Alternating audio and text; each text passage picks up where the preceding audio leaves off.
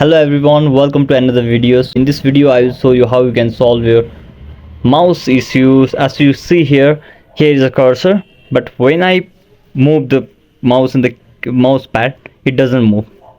In this video I will show you how you can solve this issue. To solve this issue, you can see in the keyboard section in the upper row you may find the icons like in the F6 button here. This is an Asus laptop, but this works for the Lenovo and every laptop.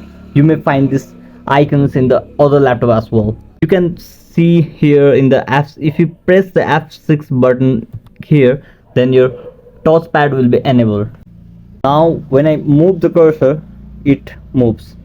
So by this way you can solve your keypad problem. So if you like the video, then don't forget to hit the like button, and thank you for watching the video.